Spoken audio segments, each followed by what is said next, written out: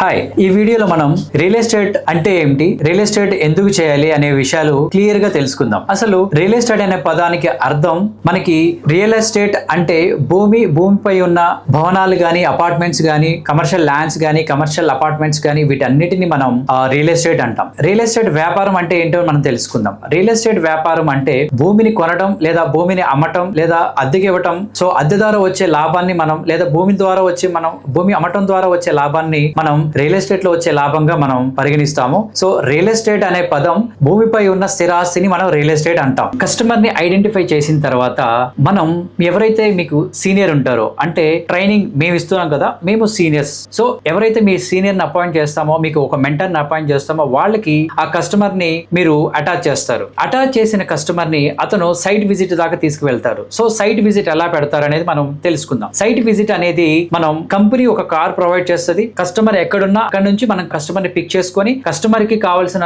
అన్ని సదుపాయాలు, అంటే లేఅవుట్స్ కానీ, సో బ్రోచర్స్ కానీ, ఇవన్నీ కస్టమర్ కి ప్రొవైడ్ చేస్తూ, సో ప్రాజెక్ట్ గురించి అంతా ఇన్ఫర్మేషన్ పాస్ ఆన్ చేసుకుంటూ, కస్టమర్ ని ఇంటి దగ్గర నుంచి సైట్ దగ్గర దాకా తీసుకురాగలిగేటట్టు మన కంపెనీ ప్రొవైడ్ చేసే సదుపాయాలన్నీ మీరు యూటిలైజ్ చేసుకొని కస్టమర్ ని సైట్ దాకా తీసుకువస్తారు. కస్టమర్ సైట్ కి వచ్చిన తర్వాత కస్టమర్ కి లొకేషన్ హైలైట్స్, ప్రాజెక్ట్ హైలైట్స్, అంటే చుట్టూ వచ్చే ప్రాజెక్ట్స్ గురించి అన్ని క్లియర్ గా ఇన్ఫర్మేషన్ పాస్ ఆన్ చేయబడతాయి. సో కస్టమర్ బడ్జెట్ ని బేస్ చేసుకొని అతనికి ప్లాట్ సైజ్, చిన్న ప్లాట్ కావాలా, రెసిడెన్షియల్ ప్లాట్ కావాలా, కమర్షియల్ ప్లాట్ కావాలా, విల్లా ప్లాట్స్ కావాలా అనేది మనం సైట్ లోనే కస్టమర్ తో డిసైడ్ చేసుకోబడుతుంది. రెండోది, కస్టమర్ కి ఫుల్ పేమెంట్ చేయగలుగుతాడా లేదా బ్యాంక్ లోనికి వెళ్తాడా అనే విషయాలన్నీ కస్టమర్ కి క్లియర్ గా అంతా ఇన్ఫర్మేషన్ పాస్ ఆన్ చేసిన తర్వాత అతని కస్టమర్ ఒపీనియన్ ని మనం తీసుకోవడం జరుగుతుంది. సో ఇది కస్టమర్ ని ఐడెంటిఫై చేసిన దగ్గర నుంచి కస్టమర్ ని సైడ్ తీసుకొచ్చేంత వరకు మీకు ఈ ప్రాసెస్ లో 1 రూపీ కూడా మీకు ఖర్చు ఉండదు. సో కస్టమర్ కి నచ్చిన తర్వాత ఆ ప్లాట్ ని, మీకు కస్టమర్ కి నచ్చిన ప్లాట్ ని బుక్ చేసి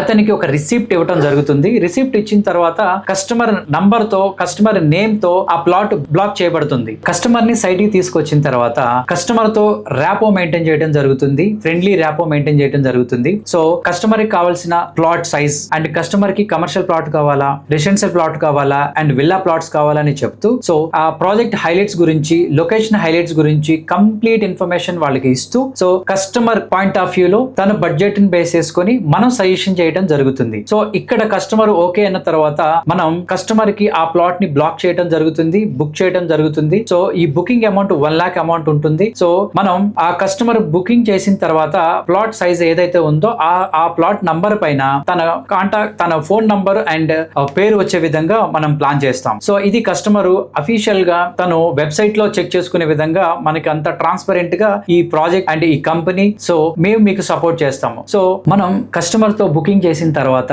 ఇక ఇంపార్టెంట్ పార్ట్ మన కమిషన్ పార్ట్. ఇది చాలా చాలా important. So customer sale booking అయిపోయిన తర్వాత మనం 7 days లో మనం అలాట్మెంట్ చేపిస్తాం. దాన్ని అగ్రిమెంట్ గా మనం మాట్లాడతాము. సో ఈ అగ్రిమెంట్ అనేది 7 days లో క్లోజ్ చేసిన తర్వాత మనకి ఫస్ట్ చెక్ వస్తుంది. మనకి అంటే మనకు రావాల్సిన కమిషన్ 25% చెక్ అనేది మనకి రిలీజ్ అవుతుంది. మిగతా పేమెంట్ మనకి, మిగతా కమిషన్ మనకి 100% మనకి రిజిస్ట్రేషన్ అయిపోయిన తర్వాత నెక్స్ట్ డేనే మనకి కమిషన్ రూపంలో మనకు చెక్ వస్తుంది. So all the best. So ఈ free real estate training programme గురించి ఇంకా మీకు డెప్త్ గా ఇన్ఫర్మేషన్ కావాలన్నా, లేదా మీకు ఏమైనా డౌట్స్ ఉన్నా సరే, కింద స్క్రీన్ పై కనపడుతున్న నంబర్ కి కాల్ చేసి మీరు మిగతా విషయాలు తెలుసుకోవచ్చు.